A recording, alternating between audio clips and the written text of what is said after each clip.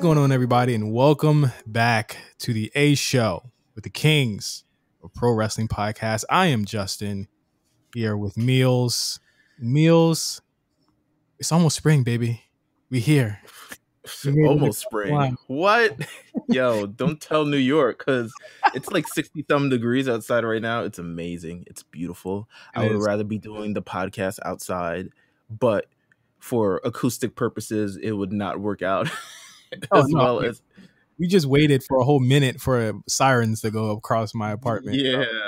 That's been my dream. I've been wanting to do that since like Two Belts. Like, can we just do it outside and see what happens? But then you go and actually do a podcast outside and it's like terrible. There's birds in the background chirping. There's sirens, people. And it's New York City, so you're going to get all types of people arguing with, their significant others and stuff like that. So, yeah, I mean, it is what it is. But warmer weather is definitely coming. I can't wait. I can't wait because we got some really cool announcements coming, and we've been kind of burying the lead, not really talking about it even internally, but like we're planning some really dope shit for the next, for the upcoming year that we're gonna reveal really soon. So I'm excited about that. I'm also excited with spring comes new changes and also things returning. The Rewriters Room is back. Bada boom, bada boom. Listen, they're back. Shout out to them. Hold on, let me give them applause real quick. Applause for that theme song too. Oh my god! I was like, what? Yeah. What a tour de force over here. I was hating. I'm not gonna lie. I love our theme song, but they got people rapping about rewriting rooms, and I'm just like, whoa! All right. Oh my god. Shout out to the whole crew of the Rewriters Room. Their recent episode with Asuka is fantastic. Just listen to it before we started the show. I had mentioned on Twitter that was like the Asuka thing, and I did get kind of mixed up on my years, but like the Asuka thing, it's triggering any Asuka related argument that we're gonna have, especially on this episode potentially. It is our biggest argument ever. I think that we might have had a bigger argument with something that was really silly. Remember that one silly argument? It was like, why are we arguing about this? Was it like We've argued about. I remember arguing about Kairi Sane and Io Shirai. Yes. I remember arguing about. There was definitely an argument with Cyrus is there where we talked about Rusev and Andrade, and I think you said Andrade was going to turn face or something, which never happened. And then there's some other arguments. I don't know. It's weird. And then it pales in comparison. The Asuka one, it was definitely the most triggering. So listening to that, I was like, oh man, me and Meelz, we used to really like bump heads over this. And then I think honestly, like it just became where it's just like, okay, well, some people are just slotted into these positions. But I mean, she dodged a lot of bullets this year. She was really supposed to lose that title a couple weeks ago. Did it. That's some bullshit. You know that? Like, you know how much bullshit that is? Like, you know how ridiculous that is? That the thought that she was going to lose the championship and then we were going to have to ask, like, what is Asuka doing for WrestleMania? Crazy, right? This year. She's got no tag team partner. She's got no thing. Let her drop it at Mania, man. Let's do it that way. I don't know. That'd be way better. Let's get into No Holds Barred. We have such a big news week. We're gonna kind of cross over into War Report territory, not too deep, not as in depth as Cyrus and Quan will be this Friday, but we have to talk about some major things that happened at AEW Revolution. Explosive event that happened. That was low hanging fruit. That wasn't even clever. That was just I've been waiting to see. It wasn't even as good as that. It definitely wasn't. They could have used that sound. They could have used that guy on the board. No. We're gonna get to that. But I mean, wow. I didn't have a chance to talk about or to watch the show or watch most of it. I watched mostly through highlights and clips. I'll probably sit down and watch it never. But I've heard mixed things about it. Cyrus himself said mixed things about it. He's the resident AEW connoisseur. Did you get a chance to watch any of it? No, I was watching the All-Star game. I was watching stuff that people watch. You know what I'm saying? And then after the fact, because the pay-per-view is like 7 hours long, it's like, okay, also the fact that a full All-Star weekend thing could exist the same time as the show and could wrap up before a wrestling pay-per-view is not lost on me. Yeah, It's just not. that's ridiculous. Going from 8 to like 11:40, 11:45 is ridiculous. I think that if WWE is able to, even with Mania, I think even last year's Mania wasn't that long. If they're able to, for the 2 nights that they do it, keep it to 2:30, a tight 2:30, it already gains points in my book. And I think that that's for everyone who watches these pay-per-views, even if they're not the best. Like Extreme Rules last year was bad. I was like, at least it was over before dinner. You know what I'm saying? And I could go about my day. But aren't we all lucky? Aren't we lucky? Some of us. But go oh wow. Yeah, sorry. Sorry, bud. I gotta go to bed. Christian debuted. He was the big announcement, the big signing. There is something to be said about overpromising and underdelivering, but I get it. As a promoter, you have to make everything seem as though the biggest deal ever. I think that the reception, if you agree, it was like it was mixed. I think a lot of people were expecting something bigger, but I think a lot of people that they wanted to see there were like washed up people anyway, like Kurt Angle. I'm like, okay, at least someone who can still go. Like Kurt Angle can't. Well, that's never stopped Kurt Angle before. You know what I'm saying? Like Kurt Angle hasn't been able to go for like a decade, but that's never stopped him before. No, I agree. I thought, you know what, the fact that it's over promising was like groundbreaking. I mean, NXT is doing a groundbreaking announcement on Wednesday itself, so I guess 2 of them. It's just part of wrestling, and it just is. Thing about Christian, 100%. I guess definitely, it's sad because I don't want to say it's underwhelming because I like Christian a lot, and I think it's a good signing for them, because I think they need more guys that can go on the level of Christian. Well, they need more guys that can go without it being like a junk, no DQ, falls count anywhere match. They need a fundamentals guy, to be honest with you. Right. And he absolutely does. You know, he absolutely provides that, and in leaps and bounds, he's immediately is skyrocketed to probably one of the best in-ring competitors on the show, in my opinion, just on an overall level. Someone who's been doing this for years, someone who can hopefully still go after being out for half of a decade, and someone who can, you know, give those matches to that young talent and hopefully help develop a lot of them. But yeah, the announcement, I was just like, and then he's like, work harder than everybody else. I was like, oh, come on. Yeah. I mean, like, I was like, duh. Like, yeah, but it's like, you know, what are you comparing yourself to? Fucking Luchasaurus, bro? Like, yeah, that's what I'm saying. I'm like, work harder than everybody else. I was like, yeah. Like, are you working on Dark? Like, are you? Oh, he'll be on Dark. Everyone. Too. Oh yeah, I'm sure. He'll be on Elevation or whatever the hell that thing is called, coming in a week or so. AEW. Do you feel like if you were WWE, would you have given him much more? It seemed like the Royal Rumble thing was a one-off thing, which is crazy for someone who returned from injury like a year ago. Or no, returned from injury for like being out for the past 6 years and comes back, and it's like a one-time thing. Would you, if you were WWE, would you have given him at least a chance to be like, okay, let's feature him on the show if he chooses to be? No, because I thought he would be incorporated into that Edge program, to be honest with you. No, because when you look at it, I don't want to be mean, they have Edge. Like, I mean, that's true. But I mean, that's been the story of Christian's career in general. Yeah, if they have Edge, then they don't really like they. It's clear. I don't know why.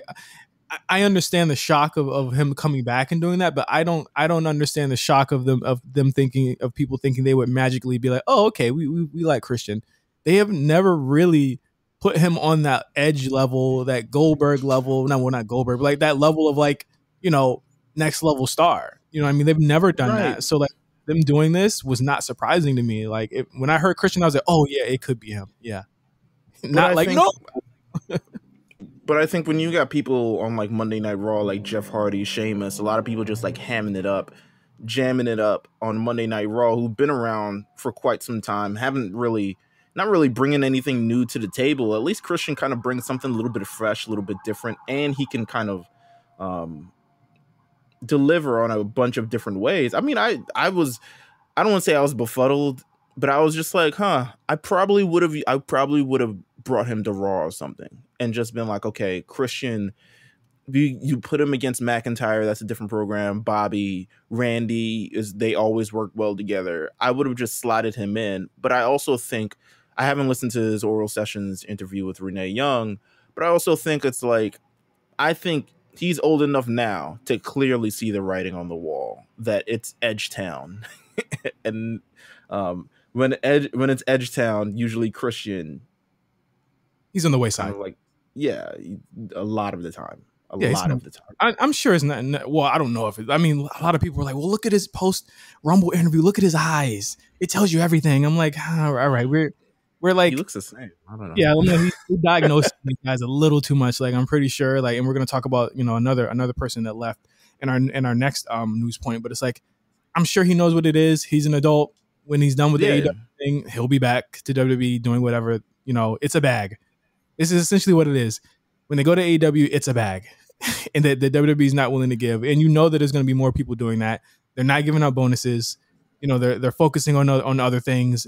And they're only focusing on surefire hits, which they should be doing. And I don't think anyone should fault WWE for letting Christian go if they have other priorities that they want to focus on. And that, I mean, just because they don't pick the guy that we wanted them to pick doesn't mean that that we're all lost. If signing him meant someone else that we got a raise, a Adam Cole or a Ricochet or something like that, like, I'm fine with that, or a woman. Yeah. Any woman. If they're getting a bigger bag because of this, I'm fine with it. But we don't know at the end of the day. Let me see. I'm trying to find the he says Christian jumped to his signing was fierce.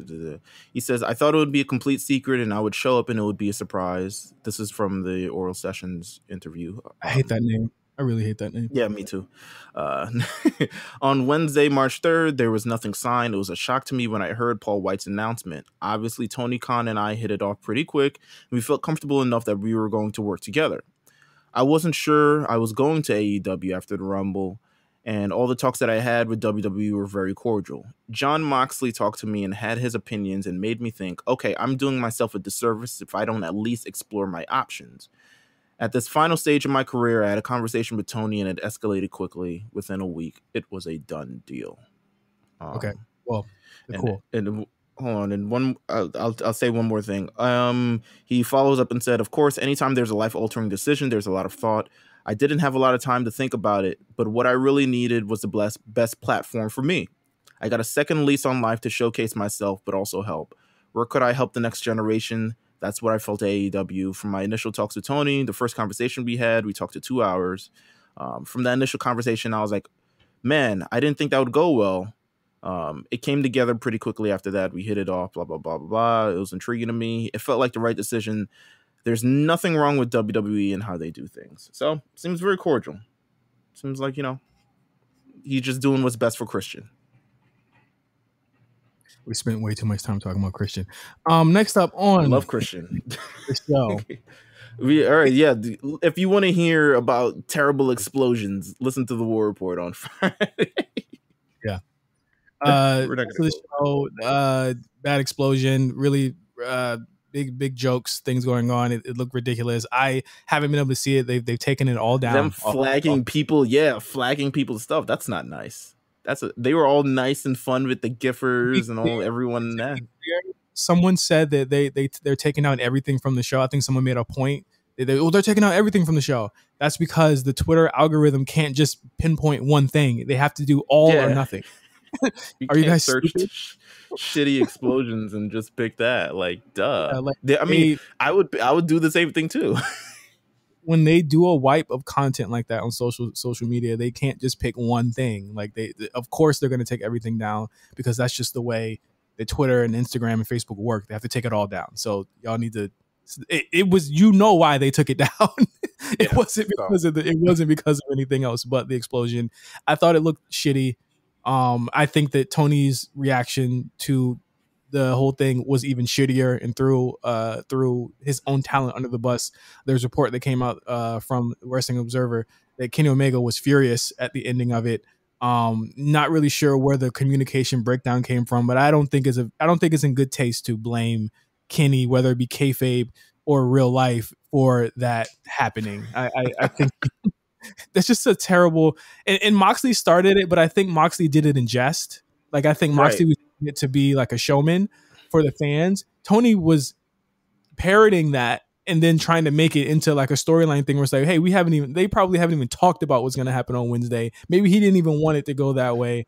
I just think it was a pretty shitty way to throw him under the bus. Like imagine the Gargano Ciampa thing where they both fell off the scout. What was it, that one match they had and the, like, Johnny's knee hurt so he couldn't get up. Imagine Triple H said, well, shit, like Johnny should have manned up and had a, you know what I'm saying? Right. Like, no, I 100% agree. Like, yeah, like that would have been terrible. Like you made him look stupid. For no reason. I mean, I don't even want to say for no reason. It's if you couldn't get great explosion, set the man on fire. You know what I'm saying? Do something else. But hey, man, one company, lived up to all of their crazy pandemic ideas. They took a nigga eye out. They burned a nigga alive. They did all the crazy shit last year. Talk about it. All right. Well, Leah, let's move on. We've spent way too long. Real quick, Paul White, in a brand new interview, said that there's no anger or hostility at the WWE, and that Vince McMahon actually called to congratulate him. So, I mean, for all of the narratives that, you finally got a sack, huh? Yeah, they said Vince said, "Listen, you, work the bag." Work the bag. You finally got a sack and really got out of here, right? I respect. And in 2025 comeback, I got a Hall of Fame ring for you. Just go do what you got to do. We're gonna give the Netflix show to somebody else anyway. It doesn't even matter. It was one season. I knew you were coming back, and I think it's cool, man. I mean, I think it's weird. There was that argument we had the other week about older superstars. I mean, Christian falls into that, Sting falls into that, Paul White for sure falls into that. But I think that isn't an argument if people don't make it one, right? Where it's like if people would just see what they use old talent for in the beginning, there would be no argument for that. And, both people kind of standing for both companies wouldn't be looking stupid. You get these older talent because, like we said, you need to have people to tune in. And I think when you look at it from a business perspective, it makes sense to get a Paul White. It makes sense to get a Christian. It makes sense. So it's cool that Vince did call him and congratulate him. But I think, again, WWE has different priorities, and they're not giving out bags for people to just sit backstage anymore. I agree. I just hope that all these people are used in effective ways, because the way they've done my man Miro, oof. Listen. Well, no, you want to talk about it? No, let's move on. No.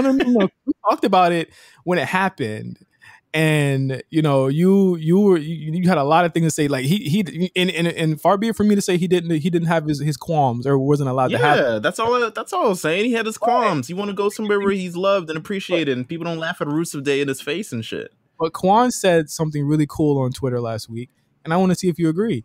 At what point do we all realize that this might not just be the creative or the bookers? It might really just be him. I think here's what I think. If I'm sort of breaking it down, I think when people talk to Miro or Rusev, you see this kind of very charismatic, funny type of person. And you want to take advantage of that. He's like, oh my God, he can talk and he's pretty funny. Let's do something with that. Sometimes that's not what you do with the guy. Sometimes you make him, you present the gimmick and you put it in that sort of fashion. The idea that he's kind of been made into, I don't want to say a joke character, but I guess he kind of has been compared to his WWE run, is doing a disservice to doing a disservice to your actual self. I think he's a great guy, and I think he's funny, and I think he's charming and down to earth and all this other stuff like that. But you don't gotta book him like that. The man's a killer. He's huge, and he's athletic, and he's kind of one of a kind is a stretch, but he's good. Just come up with something that works. You know what I'm saying? Like, I don't think it's Rusev. Same. I want my narrative to say the same. Don't do that. I don't think it's Rusev. I think it's everybody else. Oh yeah, it is the kids who are wrong. Oh shit. Peyton Royce, we gotta talk about it. She had this to say last night. Kevin, is it? Yes. Yes. Yes. I know it's KPZ a little bit. KPZ. Yeah. Right, KPZ, I know this is your first day. Congratulations. She don't like. She don't like black people. Hey. When she said that, she said, "Truth, shut up." You don't like black people. I'm telling you, boy. You and just sit there and just look like you. Okay. I'm gonna skip ahead. I'm gonna skip ahead. She's injured right now, and yes, that sucks for her. But when a talent goes down, a spot opens up, and that spot is massive. So why not me? Why does it always have to Don't be do that. Let the woman talk. Same old. You know, I packed up my life. I moved across the world. I set up in a completely different country with not much of a support system to chase this dream. Okay, that's just a bit of it. This has once again you cut her off. Go ahead. This has once again started the new outrage on social media. This is a work, right? This is a work. No. So here's what I'll say. I thought the promo was actually very good. I thought she was way more convincing than whatever Dana Brooke and what's her face did on Monday Night Raw, where they were like, and we deserve it. And this is why I'm a competitor. And I was just like, no one talks like this. You realize that, Dana Brooke, right? Like all these acting lessons you're taking is for not. But I thought she came off the most convincing probably out of anybody because she used a lot of like these real life situations incorporated in that. However, the reason promo is so good is probably because she wasn't on Raw and had all that time to write it and draft it. Second draft, went over with creative, all this other stuff like that. So I think, do I think Peyton Royce deserves an opportunity? I think the fact that they spent probably maybe the first close to 2 hours of Raw without a women's match and then kind of had one, it's kind of wild. There's a huge power vacuum since Asuka's been gone. Yeah. Her. Let's have the conversation. Let's have the conversation. There's obviously some sort of a division within. I don't want to say obvious because I'm taking as there. There's obviously some sort of division between like Charlotte and the Asukas and kind of everybody else, where everyone else is vying for an opportunity, but the opportunities just, I mean, they're always going to be there for Asuka and Charlotte. And honestly, for a long time, it wasn't even there for Asuka. She had to kind of double down or triple down to be like, okay. I'll raise you one. Rhea's going to be in that rarefied air too. That's what I was going to say. And I think a lot of the girls want their opportunity because they know Rhea's come up. They know Peyton Royce is taking that boot. Come on. She's taking that boot to the face. I think she wants an opportunity as well to show herself like, listen, I can't provide. There's obviously a massive gap on the show. There doesn't need to be like, oh, there's no Asuka. What are we going to do? You have, as they would believe, capable women on the show to be able to carry out storylines or hell after the fact. I think she's a victim of circumstance. She was obviously in some sort of tag team program. They decided to pull the bricks on the program because they thought that what's her face, Lacey Evans was a little bit more hotter, so they kind of pulled the things on her, and now they kind of have to like sit back and kind of refigure out things to do. This isn't AEW Dark, you know what I'm saying? It's not like we're throwing on random matches on a show for no fucking reason. Things need to have purpose, and it takes time to sort of build that out and all this other things like that, and they gotta, you know, that's what creative is for. But at the end of the day, it's like, yo, give it time. I would say give it time because everyone gets a turn. Yeah. And if people just went, and I'm not saying, listen, I want to separate I am 75 to 80% sure that this is like, it will happen and this is scripted. So like, you know, I'm gonna go away from Peyton. She might get, you know, on Raw next week. She might get one. Yeah. But that's how it works. I'm gonna go away from Peyton here because I'm not taking that serious. I'm talking about like the fan reaction to this is like wrestling community, wrestling Twitter is so horny for these types of talking points that are not, this isn't real news. You know what I'm saying? Like this is a promo on a show that you're probably not watching because you turn Raw off immediately at 11 o'clock. You know what I'm saying? Like, this is something that I had to see this morning because I didn't watch Raw Talk. You know what I mean? Like, no, I saw it last night, so I didn't see it live, but I, came up on my timeline. I think, well, I'd seen people talking about it after I watched Raw, but I was like, I'm not watching this shit. And I turned the PS5 on. So I think that people are so horny for like controversy that whether it be something as innocuous as this promo, which could have been like, damn, you know what? Yeah, they're turning it into a hashtag. They're trying to like, they keep trying to give women a chance so much that it's like, all right, it's losing its impact after like, all right, like, everyone, she's like the 9th iteration of this, to be honest with you. It's so insane that we every small thing that have every small, like, they really work these people online to do this. I agree. I will say that for sure. Everyone and their little friends who comes up in the comments and the quote replies and be like, oh my God, yes, give Peyton a chance. Something along those lines. Pump the brakes.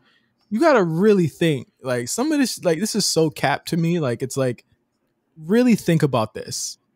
If Peyton gets the opportunity, the person that you were standing last week doesn't. You know what I'm saying? So if Peyton gets this opportunity, the person that you feel like should be in this storyline should make sense. It doesn't make sense anymore. You know what I'm saying? And then you're arguing about that person and how they should have been and all this other stuff like that. Everyone's like, yo, Mandy Brooke has been Mandy Brooke. Mandy Rose. Dana Brooke. Dana Brooke has been. What happened? Dana was one of them too, right? Where the people like they should give her a chance. Yeah, because she was like, oh, she's tearing it up on main event. I'm like, yeah, she's being a wrestler. Thank God. She's supposed to do that.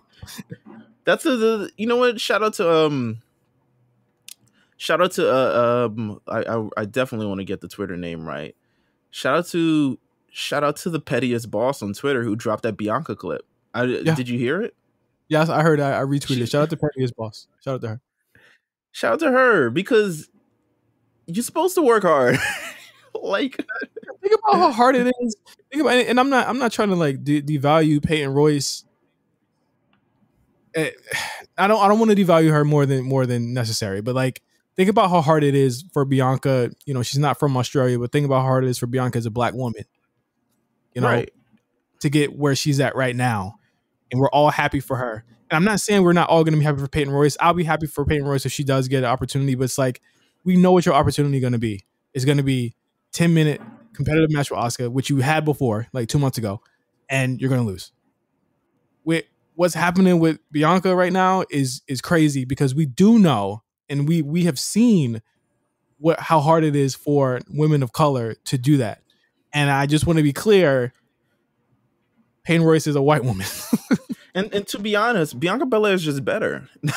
Like, to me, I didn't want to get that disrespectful, but I mean, but here's the thing. I don't think it might rile some stuff up, but I don't think there's any controversy. Be like, yo, this person has been performing better on a consistent basis. It was like, well, you haven't really got the chance. It's like, well, yeah, well, I've seen you, and trust me, Bianca Belair is better. Do I think Peyton Royce deserves an opportunity? I think a lot of people deserve an opportunity on Monday Night Raw. There's a lot of people who aren't being used, who should be used, and we're getting Bobby Lashley for The Miz for the second week in a row, Drew McIntyre versus Sheamus for the second week in a row, someone versus someone for the 8th week in a row, and these people who aren't receiving opportunities and just have to slum it up on main event. I think a lot of people deserve opportunity, but give Peyton a chance should not be the hashtag here. And it's not going to be at WrestleMania. Like, you're not giving hers. She'll get hers. My thing about her right now is that she doesn't have a character. She left Billy. Billy has a character. Billy took the character in the divorce. Yeah, she like, Peyton is just a person. If Peyton can come up with a character, then I'm all for it. But what I saw in Raw Talk isn't a character. And what's so wild about me is that I didn't respond. I don't have any strong feelings towards the promo. And once again, I feel like I'm being wild disrespectful to Peyton Royce, and I don't want to like overly be disrespectful. But I always felt like she's like, maybe it's because of her husband. I'm like, you're like 1 degree away from just like, I'm not resigning, I'm going to AEW. That's all I've always felt in my brain. Yeah. I could be wrong. Oh, no. I think that if her contract's up and this between her being in Jacksonville and her being in WWE, I mean, I'm pretty sure the bag is negligible if she gets to be with her husband. So I've always felt that. I could be wrong. It's just a hunch. It's not an educated guess. It's not a you're an AEW truther, get out my thing. It's legitimately just a feeling in my gut. It kind of feels that way, especially when the opportunity is there for her.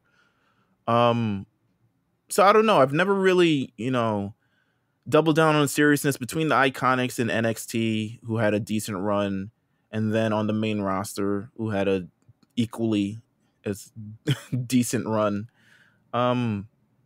She's gonna have to work. She's gonna have to work. She's gonna have to work to bring herself out of that character. She's gonna have to work like everyone else's kind of work. How the New Day had to work to get themselves out of that run. Big E was in a similar position that she is at now, and he had to work for years to get to the position that he's at now. You know what I'm saying? Like, everyone on the roster has to work hard. Got that same story, by the way. Yeah.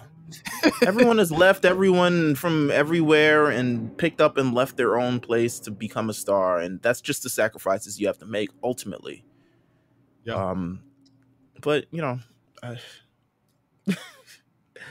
I agree with you that wrestling Twitter is 100% horny to figure out something, and they always want to latch on to some sort of movement or something like that, and not for the people who deserve it neither, because God forbid. People have been there.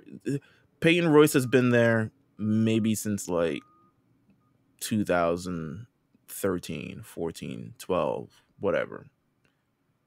And the movement that people made for Naomi is like, yo, she's been there since the ass crack of FCW, and she doesn't even get a shot. She doesn't even get. Yeah, too horny for something to be mad at. I think, and that's on both companies.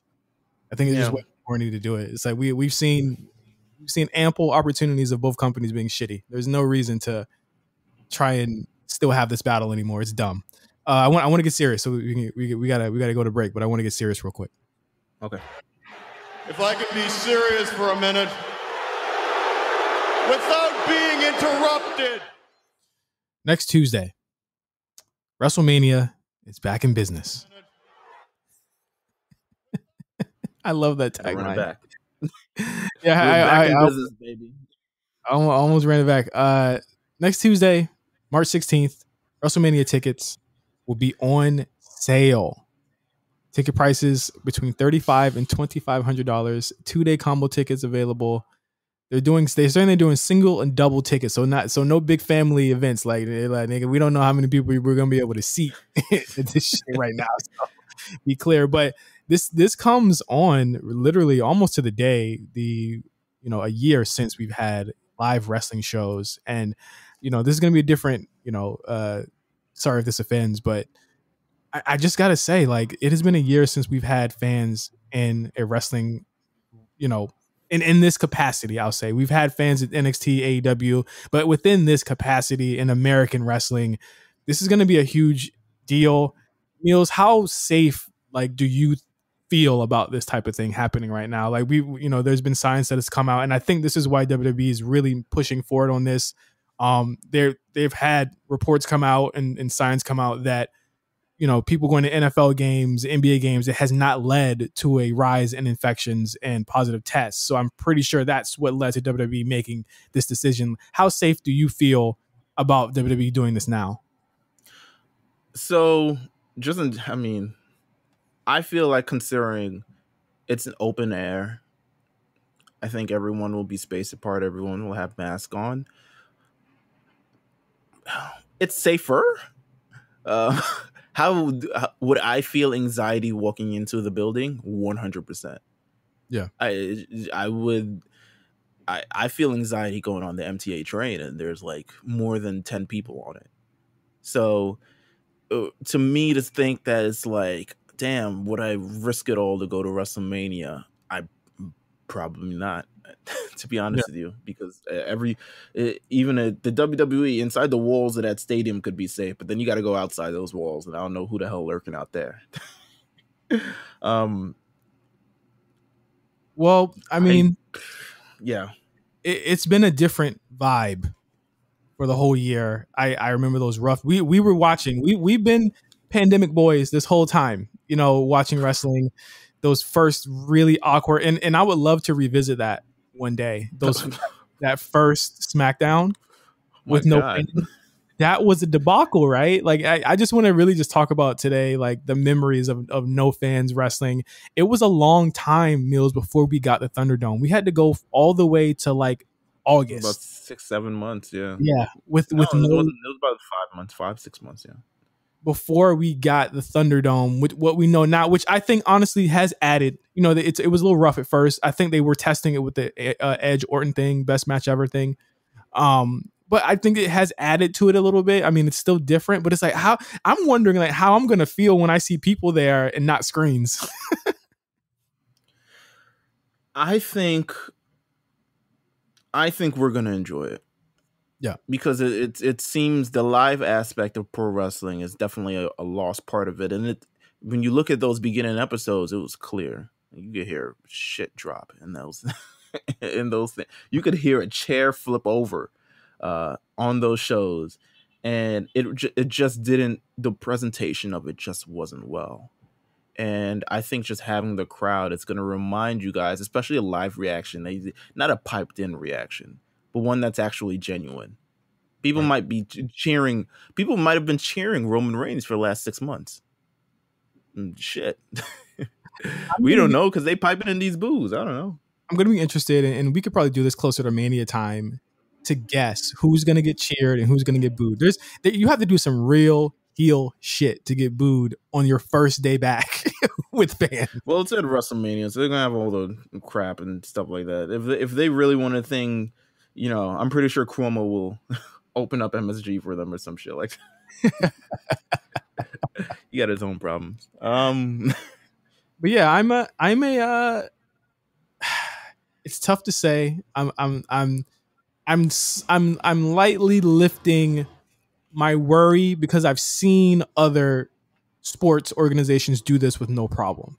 Now, wrestling fans, a little different. We'll see what happens 2 weeks after this happens. We'll see what protocols. They haven't said what the protocols will be.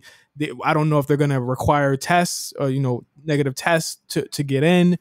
I'm not sure if they're going to, you know, what precautions they have. I know it's probably going to be expensive. WrestleMania Vaccess, baby. Vaccess. No, listen. Only if you got vaccine. You can we tapped in. Me and Meelz definitely tapped in. But I'm interested to see what it is. I miss fans.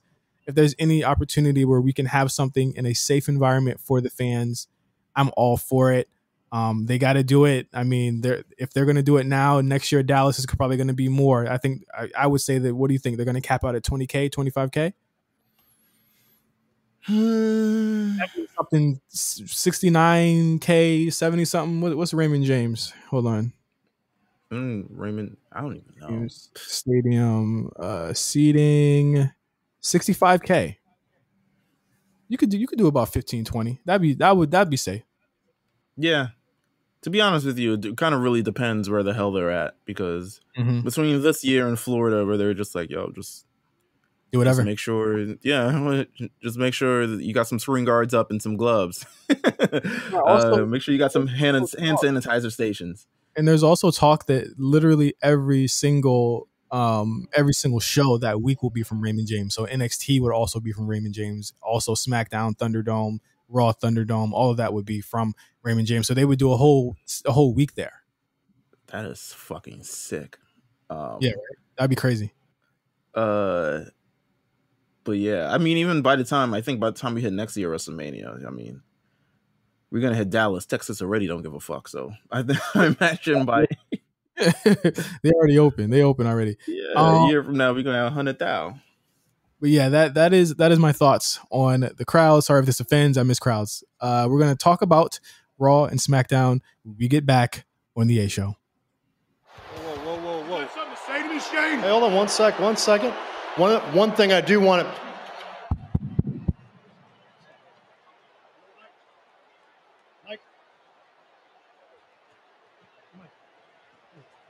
Does this work? No, this is much better.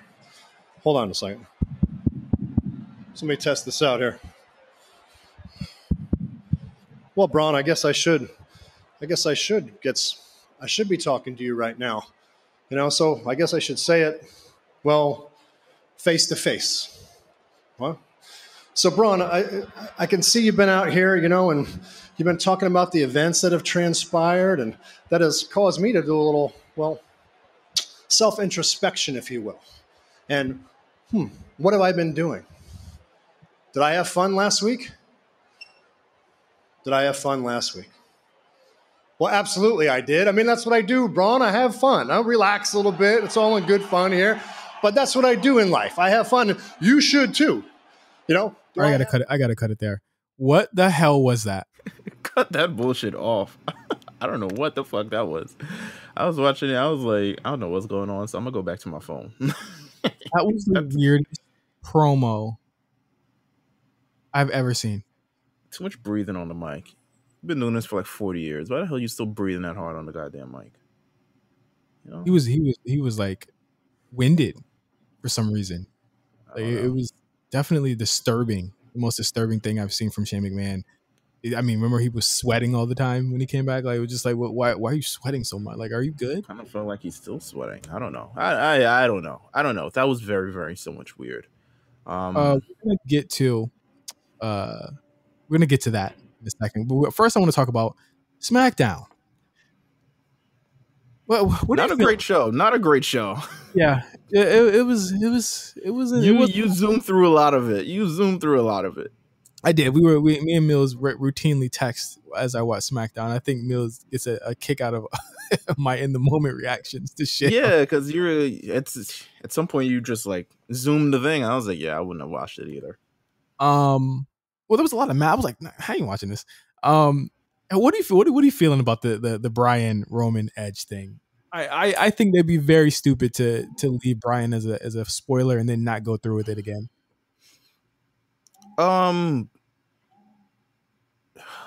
I don't even want Bryan in this thing. Like, there's this thing. Because if Bryan doesn't win, he don't got a Mania. Because there's literally only 2 weeks left. That's cap. Because he's Daniel Bryan. The fact that he's here just in general is just it just shows kind of like the resolve that he has, and they're able to plug him into anything. I'm gonna look forward to the match, but I can't say that I'm like completely like invested because it feels like a stop on the road to WrestleMania. It doesn't feel like an actual inclusion into the match, nor do I want him included into the match. He doesn't even sound. He sounds. I don't want to say entitled to Daniel Bryan, but he's making a point of like, I was disgusted with myself last year because I didn't take up a lot more opportunities, and I'm like, well, then get to the back of the line, Bubba, because. Yeah, that's what's out here hip thrusting with Otis and doing all types of stupid shit, and not paying attention to the Universal Championship. And guess what? Time passed you by. We can't wait up for you. You talk about this is your last year. You want to do all this other jazz and razzmatazz and all this other stuff like that. I don't buy it. I just don't. I'm not into the program. I'll be honest with you. It's very weird for it to be Daniel Bryan, Roman Reigns, and me not be into this program. I'm just not. Yeah, I think that he'd be a great challenger after Mania. I think that'd be a great program after Mania. I don't think he's gonna win the belt. That's why I don't really care. He seems like he's in his. You don't think Edge is gonna win the belt? I'm looking more forward to that match than anything, and I think he could win the belt. I think Daniel Bryan is gonna win the belt? Hell to the no. No. I don't think he is either. I think that he'd be like I was saying. Like, I think he would be. I think he would be a great first opponent for Edge should he win the belt. Now, the thing about Roman is that he's quickly edging into a point where if he does win at Mania, I don't know where the fuck you go with him. He's got to go off TV for a while so they can build somebody up, right? Like there's no one for him on that show. Not really. Yeah, I would say so, but. That's never stopped them before. I don't know. I could see the Edge program actually continue until after WrestleMania. I could see it continuing. Edge doesn't do short shit. Yeah, he doesn't do one-offs. Yeah, he does events. He does main events. He does movies. He does cinemas. Yeah, I don't know. Small talk, big talk. Brian had a pretty good main event with one-on-one with Jey Uso, player. Yeah, good main event. Yeah, it was good. We got Brian and Roman. It's going to be a good match. Listen, we don't ever complain on this show about the matches. We complain about the direction. So the KO stuff, they were all fantastic matches. The Brian match is not going to be any different.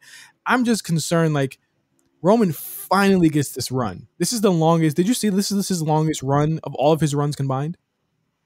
All titles?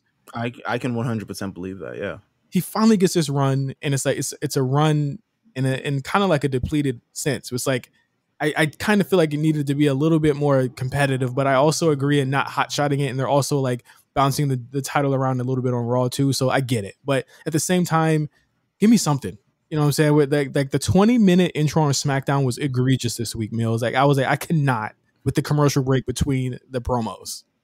And then they followed it up with like fucking, what was it? It was a Corbin versus, Street Profits. Corbin and Sammy versus Street Profits and thing. And then they had a Rey Mysterio or Dominic versus, or what's his face? I was just like, what is going on? What are they doing with Profits?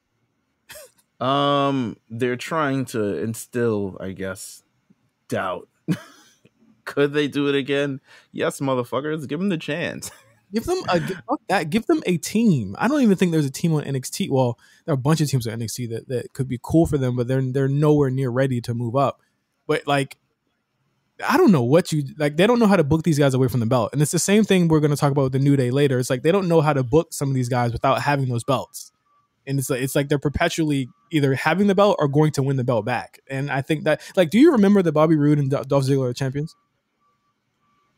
Yeah, but I think that's a bigger conversation regarding how WWE books tag teams in general. Because everyone's a contender or they don't have a feud. No one is just slumming it around. The only reason we saw Lucha House Party a couple of weeks ago was because they're in contention for the championship. And now you can't even buy a Lucha House Party this week. They can't book without the title just in general because they don't give any prominence to any tag team storylines. There's not a tag team story that doesn't include the belt. You're like, are you crazy? Why would we dedicate that? Why would we do that? I'm sure that's what Vince is like. Yo, why would we do that? No one's gonna like that. Yeah, I don't want to see that shit. Get out of here. So yeah, but we have that. We also have. Listen, man, I try and give a lot of leeway to this booking team. They've done a really good job in the past couple months. Like that's without a doubt. I think we both agree with that. What the hell are they doing with Sasha and Bianca and Reginald? Have they like changed their minds on him? They're moving him off the show. I think they did. Carmella fired him. I think that they see a lot in him for sure. He should be realistically gone. But I think they see him as a character definitely on a show and could be used in a lot better position than someone who is just a whine guy. I think they see him take the bumps. I think they see him interact with the women. I think they see him with a whole bunch of things and kind of see a different position for him than just, I guess, Carmella's heater. So they pulled him away. There's a lot more upside to him than Ellsworth. I will say that. Yo, bro, he's flipping better than Carmella. Come on, man. Vince was like, you see that? Hold up. Wait a minute now. How can I get one of those? So yeah, I could see him. They moved him. He's now with he's now against Bianca and Sasha, and now he's teamed up with Nia Jax and Shayna Baszler. Yeah, I mean, yeah. It worked. I mean, I'm not mad at it. Whatever. But I'm not mad. It's more his story than it is the two women's story. And I understand the match itself is big on its own. I'll be clear here. I don't even think you need to turn either of them. But you need to give us something. There's a long time before Mania, and what you're giving us is a rematch for the tag titles, which they should not win. I don't know why you're doing this match. like Bianca doesn't need to lose, And Sasha's taking pins. She don't need to lose either.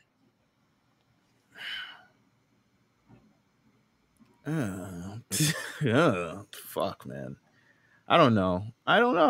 Are they waiting for Fastlane for this feud to be started? Because WrestleMania is like 2 weeks after that.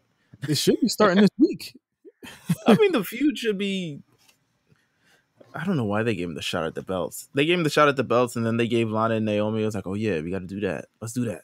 Well, at least they didn't drop the storyline, so I gotta commend them for that one. But it's like, I guess you do that screwy angle in NXT, which was like, okay, that works. That to me is going to work better for NXT than it will for those tag titles, because they're in limbo right now. The NXT ones I can see being used quite often on those shows. Like, they're going to use those tag titles way more effectively, especially with the fact that EO doesn't always defend her title or appear on the shows every week, which is fine. Main roster tag belts. I have thoughts about those titles. I'm not a huge fan of them. Just from the aspect. If there's a second show, they need them. I get, yeah, they do. Yeah, they do. But I'm WWE's track record with tag teams and doing stuff doesn't lend to more belts. Like, I feel like those belts are going to get unified in the next 5 years anyway, because they just don't do a great thing with tag teams. And even this Bianca Sasha tag team, right? So I'm pivoting back to this shit. It's just, why is this happening? Why are we still billing this? Let's get to the actual match itself. I think people want to see these two clash. I think people want to see them get it on and build an actual program. Yeah, have them hit each other. Have someone hit someone. Finally, we're bearing the lead on SmackDown. We gotta talk about Apollo Crews. Oh yeah, there's a lot of talk about Apollo Crews. He debuted his accent. His African accent on the day Coming to America came out, which is hilarious for a lot of reasons. Yes, I know. There's a second one. God damn it! Listen, man. The first one was a key in the African dream. You don't want the second one to pick up. I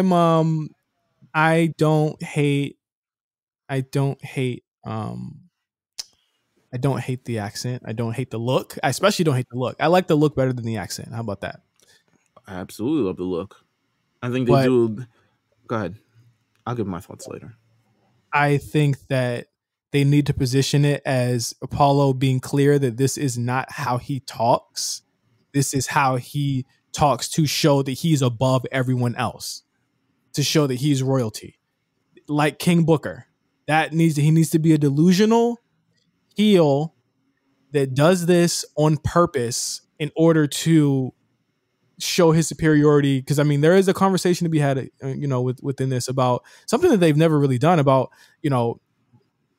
African Americans and Africans. You know what I'm saying? That's the big argument, just on Clubhouse and stuff like that. There is an argument to be had there. I don't think a lot of the audience for WWE is going to get that. So I feel like they're speaking directly to a specific audience in a way, Meelz, that I don't think they ever have. If they choose to, I don't think they know they're speaking to that audience. To be honest with you, I think that. I mean, if you think that the Apollo has no say in like what he's going to be doing, I think Apollo knows. I think Big E will know. I think the people who are writing and presenting this show have no idea what the fuck is going on. It's like, oh, African American, of course, yes. You saying that because Apollo got a white wife? I didn't say it. There you go. I think, you know what? So the introduction of the accent, I think it needs a lot more story attached to the accent. To me, it's kind of like WWE does these things sometimes where it's a little bit of overkill on the actual presentation of something instead of a gradual thing. I don't think he needed the spear. People are like, oh, Drew has a sword. Why can't he use the spear? First of all, the spear came out of nowhere. Yeah, the sword had an actual 3-week story. Yeah, sword. Sheamus brought it. He brought it back from his homeland. It came. He used it in the beginning of his career. Blah blah blah. The spear just showed up. I don't think the spear was needed. Like I'd be listening to the conversation, especially the things that like Paul Heyman will be saying about Simone's and be like, yo, they're like 1 degree off from savagery. I'm like, you realize this is 2021, right? Mm-hmm. Like people don't walk around. I mean, far be it from me. They probably, there's probably a sect of people who do a culturally thing, but it's like there's no bones through noses anymore.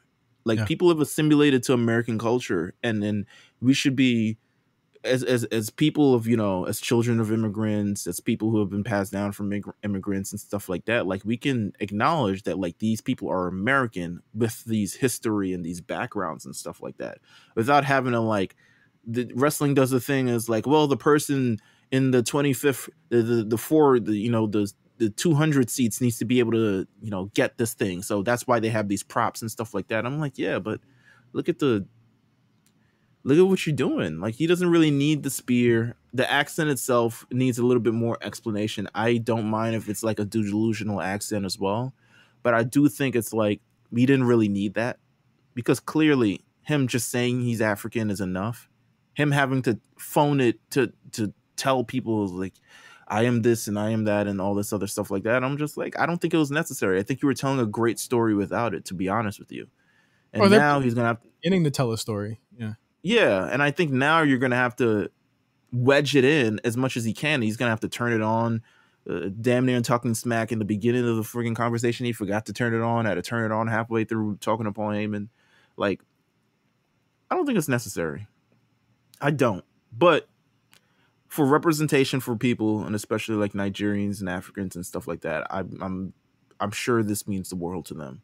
So more power to you guys as well. But I think for the overall story and kind of telling the story and kind of positioning these characters is just not, it's not really all the time. It should be black and white. Oh, he's African. Let him talk with an African accent. Sometimes it's gray. Sometimes he's African, but he's been in America for his entire life. And he has parents from Africa. You know what I'm saying? And people understand that heritage, and people can respect that heritage and stuff like that without it being like phoned in heavy. Just like, yeah, now speak African, I don't know. That's how I felt just in general. That was my thoughts. Yeah.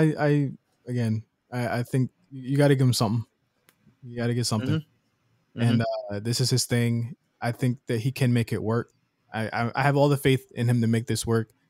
And if they drop the accent next week, no harm, no foul. If they drop it a month later, no harm, no foul. Kofi talked like a Jamaican for like 5 years. You know what I'm saying? No harm, no, like whatever. Like, it's wrestling. I just don't want them to veer, like you said, like too closely into parody and also too closely into disrespecting an indigenous culture. You know what I mean? So like let's just keep it respectful. Right. Is there anything else on SmackDown? I think that was it. No, let's run through Raw. I gotta run pretty soon. All right. Bobby Lashley era begins. I didn't have much to say to you about this Miz thing. I mean, I think we had seen what this was 3 weeks ago. When I didn't get why it was happening, but I understand. I mean, I guess maybe they wanted people to watch Raw. Well, I mean, it's that, and then you have to make it very clear that Miz will not be in the storyline anymore. He is absolutely out. He is to the back of the line, and set up a situation where Drew is. They keep calling him like, was it the presumptive, like the challenger of it? It's like, yeah, like either watching the TV in the hallway and shit like that. It was like, nigga, turn the channel. You about to get clocked real quick. I'm like, bro, we know that he, you know what I'm saying? We know that it's Drew next. Y'all don't gotta like lie to us. And also like doing this thing with Drew, it's like, okay, we know that, we're presuming that he is, but it's like there's no reason why he wouldn't be. Like, if there's ever been an argument for a rematch, this is the argument. Like, before Miz got his, it should have really been Drew, but it is it's crazy. The Miz and Bobby have a real match. Hooray. Good for him. Yeah, I was just like, all right, well, it is what it is. It's over. It's fine. I'm assuming one of the reasons why it could have happened was Bad Bunny was not on Monday Night Raw this week. I'm assuming he had, Grammy rehearsals and stuff like that to get through this week, so he just wasn't on Raw. So maybe that's another reason why this match happened, as opposed to maybe they found out like, oh shit, Bad Bunny's not going to be on Raw, and kind of change it because it was originally supposed to be Bobby Lashley's celebration or something. Yeah, I think that the storyline for he and Miz will probably start proper next week. or something like that. Miz has not stopped saying his name. He said in an interview with Yahoo that he wanted to break Bad Bunny's jaw. So I would hope so. I mean, I wonder if they. I mean, yeah, he can fly in from. They're doing the Grammys in person. Are they just? I don't know. I don't know. I don't plan on watching, to be honest with you. I'm not gonna watch it this weekend. This is like I'm going on year 4 of not watching. Yeah, I agree. Let's continue the tradition. But yeah, that's cool. Speaking of Sheamus and Drew Mac, they have another what I thought was a really good match. They've been tearing down, they've been tearing down the house, but it's like to what end? It's the same situation with Bryan and Roman on the other show. We know that this is a bump in the road. We know that he's going to overcome, and we know what the match is going to be. It's pretty clear what it is, but you got to fill this time. I thought Sheamus took a really sick stair bump. Like that could have went really bad with his head being between the stairs, and it fell on his head. I don't think he planned on the falling on his head part. I agree. I mean, there's a little bit of space between it. I don't think it's like, his head hit the little head. That looked like it hurt. I mean, I'm sure it hurt, but I don't think it was like gonna kill him. But I don't know. I thought it was a good match as well. When it was announced again, I kind of just rolled my eyes because at the same time, it's like, again, we're doing this again. Like, I love it, but again, like, how many times do we need to go to the well? And if we see it again next week, I'm just gonna flip. But luckily, they have other things planned for next week. But we're gonna see this again. I'm sure we're gonna see before WrestleMania. We might see this at least another 2 times. Oh, you gotta see it one more time. I don't think 2. I think 1 more for sure. Because we say 1, but then they drop 2. They're like, oh shit, WrestleMania, preparation, and like Bobby's like sitting on a throne somewhere or some shit like that. I don't know, whatever. Yeah, it is. It's definitely Raw was ass. I didn't look forward to talking about Raw this week because I thought Raw in general, because like overall was kind of ass. Absolutely, it was ass. I think both shows are lost. Which is weird. Right? It's WrestleMania. Where's the lostness? We're going towards something. That's how I know this WrestleMania might be mid. Like, it might be. Last year was type mid. No, I wouldn't say that. I would say last year was a lot of stuff that was like.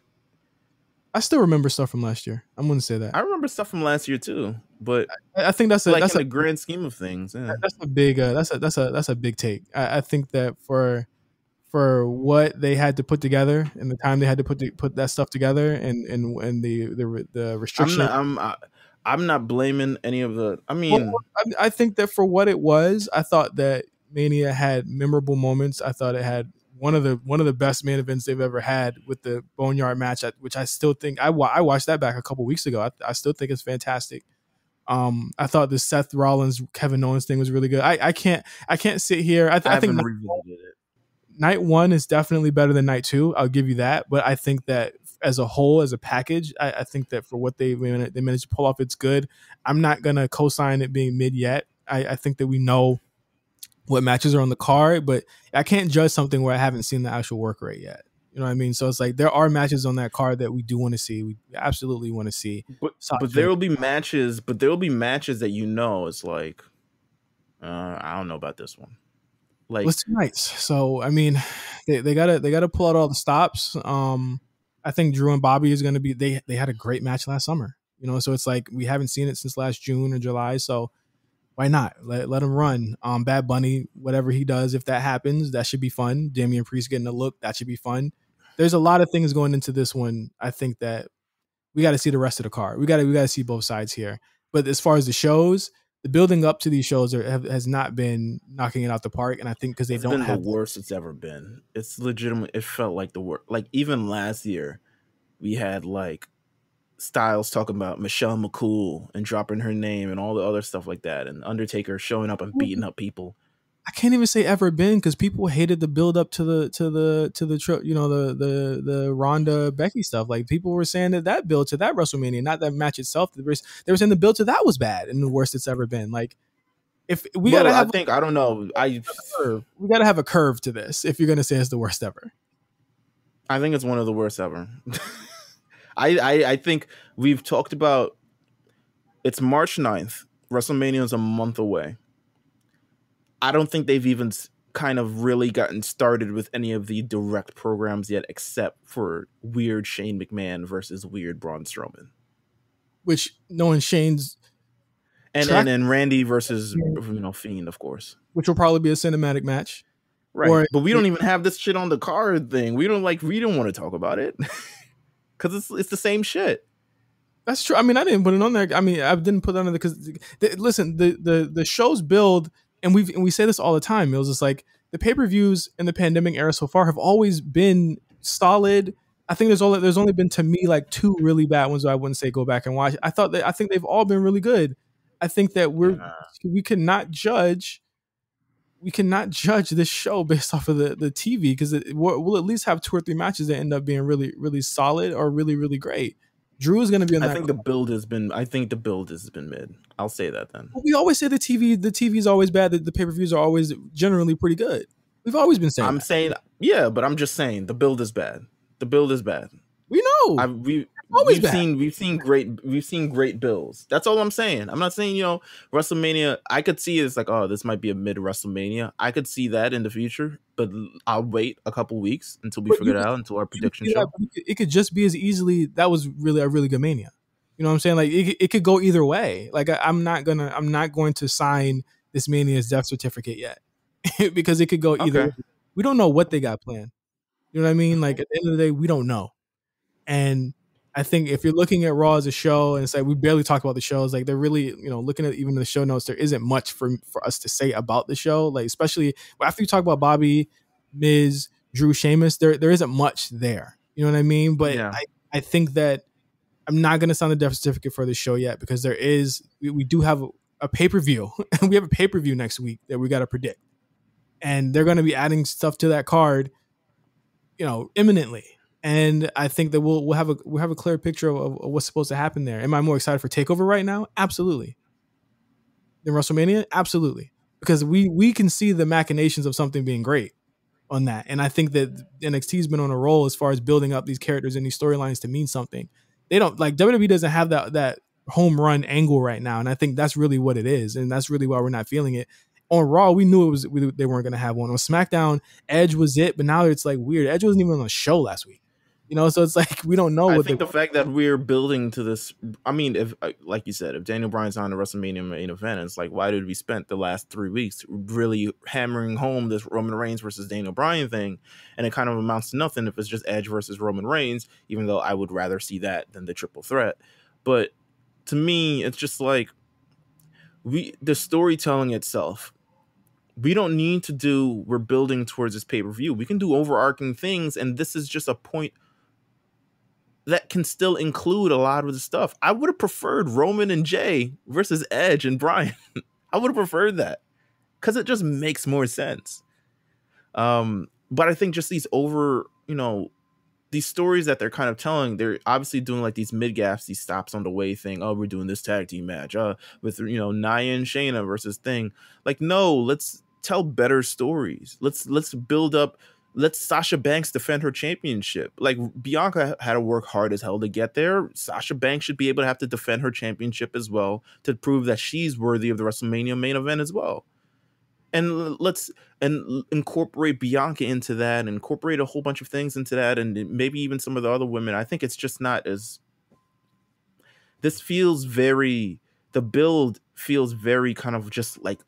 I mean, we said it over and over. It just feels lackluster, but it shouldn't be for a WrestleMania.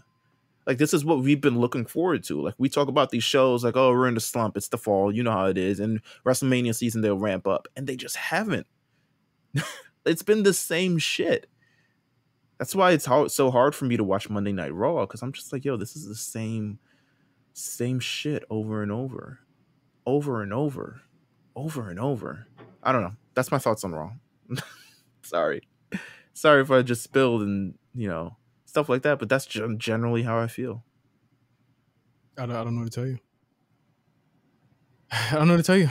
I didn't think Raw was... You know what? I want to hear from the people what they got to say. If you make it this far in the episode, what do you got to say about what do you got to? I don't want to hear that. You're gonna say the same thing. They're gonna say the same shit.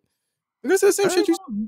Then maybe there's some sort of validity to what I'm saying. You know what I'm saying? No one's saying it's not valid. I'm just saying, like, they're gonna say the same shit that you're saying right now. I absolutely agree. I think that I am not going to. So you don't care about the weekly TV? Who's saying I don't care? I watch it. I mean, I'm not saying you don't care. I'm just asking, like, so you don't care about the weekly TV? Because it feels like we're heading towards the pay-per-view, and you're like, okay, well, the pay-per-view could be awesome, and like that's great, but like I got to get through 36 hours of television before I even get there. Well, I mean, listen, Meelz, what you do on your Mondays and your Fridays is completely up to you. I'm saying that I watch it. I'm just saying what you do on your Mondays and your Fridays is completely up to you. But I'm saying I watch it because, again, we do this show, but also because there could be something that gets announced that we talk about. And we have a good argument about, like, if you're telling me right now I'm not watching Raw and SmackDown until Mania, fine. I'm not gonna stop watching them. But at the end of the day, it's like we've been talking about and parroting the same thing over and over again. I'm just saying I'm not going to write the death certificate for Fastlane. I'm not going to write the death certificate for WrestleMania because I'm down on the TV right now. The TV's been down for every single fucking show for a whole calendar year. It's just the reality of the situation. It's if this Raw not endemic. This Raw is not endemic of a problem that just popped up yesterday or this week. No, because we talked about it. We've talked about it for weeks. But what I'm saying is that, like, yo, it's really it's hard to continue to feel like, oh my God, yes, when it's just like these Raws just kind of seem thrown together for over and over and just the same thing week by week. And at some point, it's like you got to take into account. It's like, yo, television got to matter too. You know what I'm saying? Like, if you're investing people like that, like WrestleMania can be fire, and that's going to be fine and okay and beautiful and all the other stuff like that. I think it's just the first week where SmackDown and Raw was both weak. This isn't. It's not even that. Like, it's not even that. I'm talking about just Monday Night Raw consistently bad, consistently not interesting.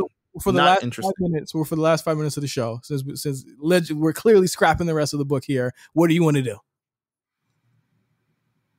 Oh, that's next week. All right, I could do that next week. I don't want to. The thing, I'm just saying, we got 5 more minutes in the show right now. What do you want to do? What do you want to do now? Because I mean, that, like, you blowing it up. Like, you blowing up. We could end the show. We could wrap up the show. Actually, I need to wrap up the show, but that's what I'm just giving my general feelings on Monday Night Raw. This is generally something that I generally feel in terms of just watching the show and how I feel about watching the show. I don't enjoy watching the show. I don't feel like something crazy is going to happen. I don't think, as much as there's a good match here and there, I don't think that's all you need to make a great television show. I think more emphasis needs to be put on also the television as they are in these pay-per-views. And I think the pay-per-views is much more indicative of the talent itself rather than the actual storytelling creative. You've been saying this for a year.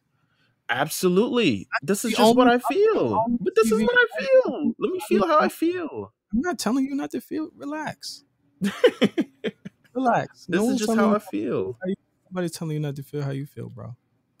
Like, I think the only TV that I've seen in the past year that is, to me, is like, okay, I definitely got to watch it, it's been the last 3 months of NXT. That's it. And to me, it's all made sense. It's all flowed together. And that's been the strongest TV. To me, stronger than SmackDown, even with Roman on there. But I think that this week was a weak week. I'm not, again, like, I watch it. I'm a fan. I'm gonna continue to watch it. But if it's Fastlane, it's like, oh shit, we don't even have a card yet. You know, you got to admit that there's extenuating circumstances on a lot of this shit, and we've been living through the extenuating circumstances. So it's like if they can't bring together a package that makes you want to watch these main roster shows, then don't watch the main roster shows. But at the end of the day, Mania is coming. They're gonna have something on there. It's gonna be crazy because it's gonna be 2 days. So it's like, again, the TV is just not good. It isn't. But I mean, we could at least find one thing that we were just like, okay, that was passable. And who knows what it'll be on SmackDown this Friday. But you know, it's up to you, Meelz, how you want to tackle TV for the next month. Because it's I don't see it too many damn things changing unless somebody turns or we get an actual storyline going into Mania. It seems like they just don't want to like commit to any type of like they could have called Drew and Bobby last night. You know what I'm saying? And just spared us the bullshit. I absolutely agree. And just gave us a storyline between these two. Because I'm like, as it stands, you're going to give us 2 weeks to have an actual storyline between these two? They've faced each other before. What the fuck are y'all doing? Let's leave this as a to be continued. What's that mean? No, say it right now. Like, I gotta leave. No, I gotta go. Well, we'll figure this out. Meelz has to go, of course. Until next week. This is really down. I don't like the way this episode. We're gonna do predictions next week. It's gonna be fun. It's the only reason I'm down. Pop this one off. I don't like the way this one ended. I'm gonna be honest on there. I don't like the way this one ended. Let's play the explosions from fucking Revolution for the end of the show. Then let's cheer everyone up. No, I'm just play some pop. We'll play just the audio. All right. I don't like the way it's ended. Until next week. Turn up an headphone. I'm Justin for Meelz. Follow us at the A Show RNC. Listen to the Rewriters Room this week. We'll be back next week from Wrestling Predictions. Spicy. I wasn't checking my Nike. Am I a killer? Might be. Two-tone. Icy. AP. Spicy. I wasn't checking my Nike. Am I a killer? Might be. Two-tone. Icy. Talk to me nice. I don't talk at all. Huh? I'll make it corner small. I'm off that Adderall. Talk to me nice.